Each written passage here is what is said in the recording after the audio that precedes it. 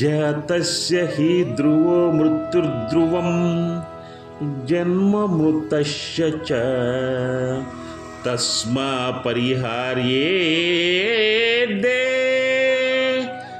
నత్వం శోషితు మర్హసి నత్వం శోచితు మర్హసి. జాతస్య హి ధ్రువో మృత్యుధ్రువం జన్మ మృతస్య చ తస్మాద పరిహార్యేద్ధే నత్వం శోచితు మర్హసి.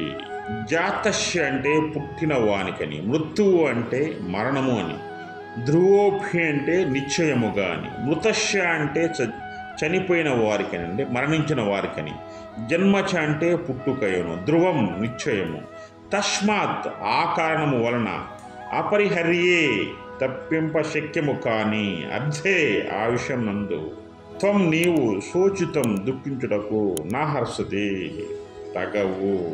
అర్జున, పుట్టిన మనిషికి చావు తప్పదు, చనిపోయిన వారికి పుట్టుక తప్పదు.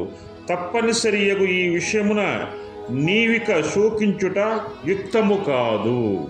శ్రీకృష్ణ భగవానుడు అర్జునుడికి చెప్తున్నాడు, అర్జున, ఈ సమస్త ప్రపంచంలో ప్రతి జీవి పుడుతూనే ఉంటుంది, మరణిస్తూనే ఉంటుంది.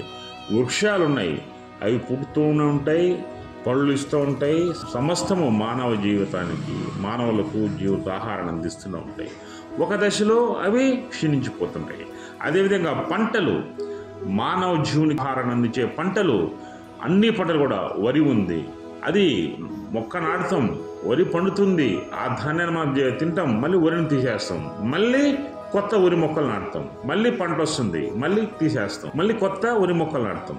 అదేవిధంగా ఈ పంటలు, సమస్త జీవనంలో సమస్త జీవికి పుట్టుకుంటుంది. అదేవిధంగా మరణము కూడా ఉంటుంది. శాశ్వతమైనటువంటి జీవితం అనేది ఎవరికీ ఉండదు. పుట్టిన జీవి ఒకరు కొంతకాలానికి, మరొకరు కొంతకాలానికి, వాళ్ళు మరణించవలసిందే. కానీ ఇక్కడ ఆత్మ అనేదే శాశ్వతం, ఆత్మజ్ఞానం అనేదే శాశ్వతం. అయితే నువ్వు మొట్టమొదటి తెలుసుకోవాల్సింది ఏంటంటే, మీ బంధువులంతా చనిపోతున్నారు, వాళ్ళ యొక్క పరిస్థితి ఏంటి అని నువ్వు దుఃఖిస్తున్నావు. అంటే నీ కుటుంబం గురించి నువ్వు దుఃఖిస్తున్నావు, కానీ ధర్మం గురించి నువ్వు దుఃఖించట్లే. ఎందుకు దుఃఖించట్లేదు అర్జున తెలుసా నీకు? నీవు జ్ఞానివి కాదు కాబట్టి, నీకు ఆత్మజ్ఞానం కాదు కాబట్టి, మొట్టమొదటి నువ్వు తెలుసుకోవాల్సింది ఒకే ఒకటి, ఆత్మను జ్ఞానానికి అనుసంధానం చేయి, ఆత్మజ్ఞానంగా మార్చుకో, ఆత్మజ్ఞానివి కమ్ము. ఎప్పుడైతే నువ్వు ఆత్మజ్ఞానాన్ని పెంపొందించుకుంటావో ఆనాడు ఈ సంసార బంధం నుంచి విముక్తుడివై నువ్వు సుఖంగా జీవిస్తావు, నీ ఆత్మ శాంతిస్తుంది. జై శ్రీకృష్ణ, జై శ్రీకృష్ణ, జై శ్రీ